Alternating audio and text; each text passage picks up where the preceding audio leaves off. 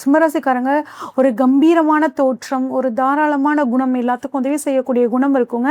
ஆனால் அந்த உதவியை கூட இவங்க எப்படி பண்ணுவாங்கன்னா, ஒரு அதிகாரத்தோடு தான் செய்வாங்கங்க. இவ்வளோ தைரியமானவங்க, அடுத்தவங்களுக்கு உதவி பண்ணக்கூடிய அமைப்பு, எல்லாத்தோட அட்டென்ஷனையும் தாங்கிட்ட தான் இருக்கணும் அப்படின்னு நினைக்கக்கூடிய ஒரு பொட்டன்ஷியல் உள்ள ஒரு சிம்மராசிக்காரங்களுக்கு அப்படின்னு பார்த்தோம்னா, இந்த ஜூலை மாதம் எப்படி இருக்குது? கட்டாயம் ஒரு முன்னேற்றம் அப்படிங்கிறது இருக்குங்க. ஏகப்பட்ட பிரச்சனை, வாயை திறந்தாவே ஏதாவது ஒரு பிரச்சனை வந்துடுது. தொழிலில் பிரச்சனை, குடும்பத்தில் பிரச்சனை, மனைவியோட மிஸ் அண்டர்ஸ்டாண்டிங்கு, டிவோர்ஸ் வரைக்கும் போயிருக்கு.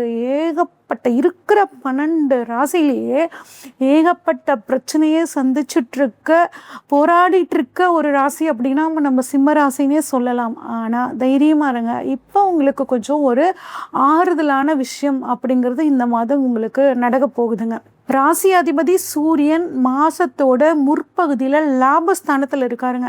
அப்படிங்கும்போது தொழிலில் ஓரளவுக்கு லாபம் வரும். பணம் வந்துச்சுனாவே நமக்கு பாதி பிரச்சனைகள் அப்படிங்கிறது தீந்தும்.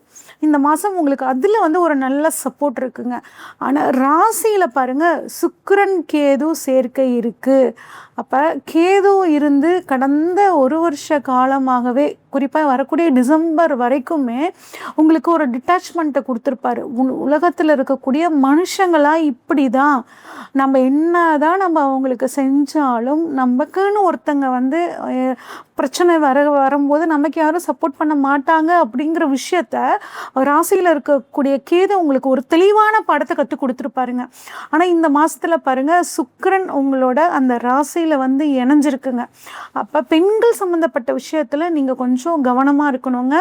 அதே மாதிரி நிறைய கடன் வாங்கி தங்கம் வாங்குறது, ஆடை ஆபரணம்லாம் வாங்குறது அப்படிங்கிற விஷயத்த இந்த சமயத்தில் குறைச்சிக்கிறது நல்லதுங்க. கொஞ்சம் உங்களோட வீட்டில் மூத்த பெண் குழந்தைகள் இருந்துச்சுன்னா அந்த பெண் குழந்தை மேலே கொஞ்சம் கண் வைங்க, கொஞ்சம் கேரிங்காக பார்த்துக்கோங்க. உங்களோட லைஃப் பார்ட்னர், அதாவது உங்கள் மனைவி கிட்ட கொஞ்சம் அனுசரணையாக நீங்கள் நடந்துக்கிறது ரொம்பவே நல்லதுங்க. குடும்பத்தை பொறுத்த வரைக்கும் இதுதாங்க. ஆனால் 2ஆம் அதிபதி புதன் 11ஆம் இடத்துல இருக்கிறதுங்கும் போது கடந்த 12 மணிக்குள்ள எவ்வளோ பிரச்சனை இருந்தாலும் இந்த ஒரு மாத காலம் உங்களுக்கு கொஞ்சம் அந்த பிரச்சனைகள்லாம் தீரக்கூடிய அமைப்புங்க. குடும்பத்தால் லாபம், மனைவியால் ஒரு லாபம் அப்படிங்கிறது சூப்பராக இருக்குது. அதனால் கொஞ்சம் உங்கள் மனைவி கிட்ட விட்டு கொடுத்து அவங்கள கொஞ்சம் சந்தோஷமாக நீங்கள் வச்சுக்கிட்டிங்கன்னா அவங்க மூலியமாக உங்களுக்கு ஒரு லாபம், வருமானம் இருக்குது. அவங்க சொத்துக்கள் அந்த மாதிரி அமைப்புகள்லாம் உங்களுக்கு கிடைக்கிறதுக்கான வாய்ப்புகள் இந்த மாதம் சூப்பராக இருக்குங்க. அதே மாதிரி கொடுத்த வாக்கை காப்பாற்ற முடியல அப்படிங்கிற பிரச்சனை இருந்துச்சுன்னா இந்த சமயத்தில் கட்டாயம் உங்களோட வாக்கை நிறைவேற்றிடுவீங்க. ஆனால் புதுசாக எக்காரணத்தை கொண்டும் நான் இதை செஞ்சு தரேன், அதை செஞ்சு தரேன்னு ஃப்ரெண்ட்ஸுக்காகட்டும், உங்கள் குடும்பத்தில் இருக்கக்கூடியவங்களுக்காகட்டும் நீங்கள் வாக்கு கொடுத்துறாதீங்க. அந்த விஷயத்தில் தெளிவாருங்க.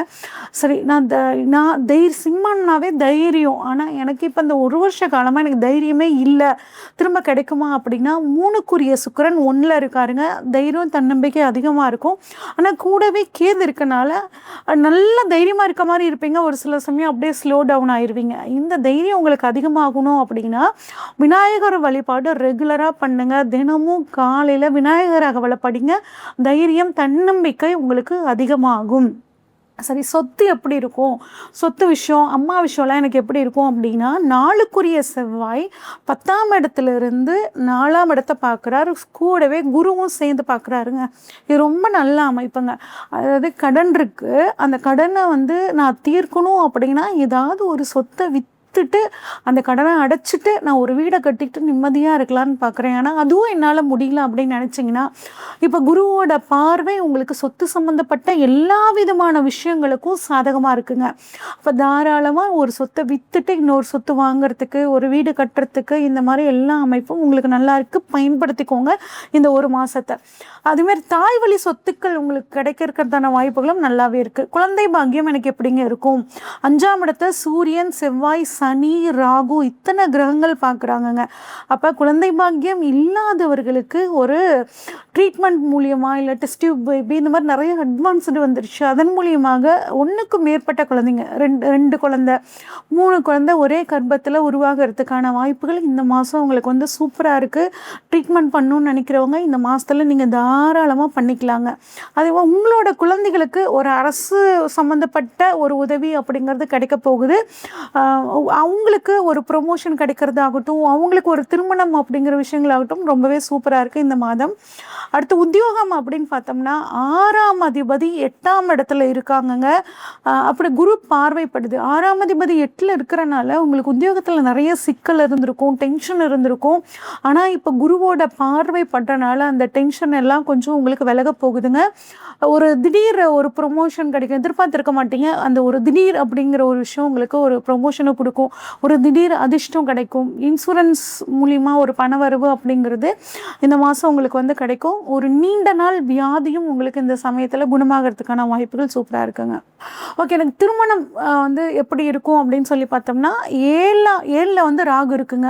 3-10க்குரிய சுக்கிரன் வந்து அந்த இடத்த பார்க்குறாரு. அப்படிங்கும்போது ராகு 7ஆம் இடத்துலேருந்து திருமணத்தில் சின்ன சின்ன தடைகளை வந்து கொடுத்துட்டு தாங்க இருந்தார். திருமணம் அமையறதுல ஒரு தடை அப்படிங்கிறது இந்த சிம்மராசிக்காரங்களுக்கு இருந்துக்கிட்டு தான் இருந்துச்சு. ஆனால் சுக்கிரனோட பார்வை கொஞ்சம் உங்களுக்கு அந்த திருமண வாய்ப்பை ஏற்படுத்தி கொடுக்கும். கொஞ்சம் அந்த வாய்ப்பை பயன்படுத்திக்கிறது நல்லதுங்க. உங்களோட மனைவிக்கு, அதாவது 7னா வாழ்க்கை துணைங்க, 3னா டிரான்ஸ்ஃபர், ஒரு பயணம். அப்போ ஒரு வாழ்க்கை துணைக்கு ஒரு டிரான்ஸ்ஃபர் கிடைக்கிறதுக்கான வாய்ப்புகளும் இருக்குது. இப்போ நீங்கள் வந்து தாராளமாக ட்ரை பண்ணலாம். சரி, ஆரோக்கியம் எப்படி இருக்கும்? 8ல் சனிங்க. உடல் ஆரோக்கியத்தில் கொஞ்சம் கவனமாக இருக்கிறது ரொம்பவே நல்லது. அதே மாதிரி வாழ்க்கை துணையோட 8ஆம் இடம்ங்கிறதுங்க உங்கள் லைஃப் பார்ட்னரோட குடும்பம். அப்போ உங்கள் லைஃப் பார்ட்னர் குடும்பத்தில் கொஞ்சம் விட்டு கொடுத்து அனுசரித்து போகிறது இந்த மாதம் உங்களுக்கு ரொம்பவே நல்லது. அடுத்து 9ஆம் அதிபதி 10ல் இருக்காருங்க. அப்படிங்கும்போது தொழில் அப்படிங்கும்போது உங்களுக்கு அங்கே சூப்பராக இருக்குது. இந்த மாதம் பயன்படுத்திக்கோங்க. தர்ம கர்மாதிபதி யோகத்தை கொடுக்குதுங்க. தொழில் மூலியமாக லாபம் வரும். தொழிலுக்காக நிறைய பயணங்கள் போகக்கூடிய அமைப்பு, வெளியூர், வெளிநாடு, வெளி மாநிலத்தில் தொழில் தொடங்கக்கூடிய அமைப்புங்க. அங்கேருந்து ஏதாவது பணவரவு வராமல் இருந்துச்சுன்னா அந்த பணம் இந்த சமயத்தில் உங்கள் வரத்துக்கான வாய்ப்புகளும் நிறையவே இருக்குது. அப்புறம் 10ஆம் இடத்தை சனி பார்க்குதுங்க. அப்போ தொழில் நல்லா இருக்குன்னு சொல்லியிருக்கேன். இருந்தாலும் உங்களுக்கு இன்னும் தொழில் நல்லா இருக்கணும் அப்படின்னா கர்ம காரியம் பண்ணுறவங்களுக்கு உதவி பண்ணணும்.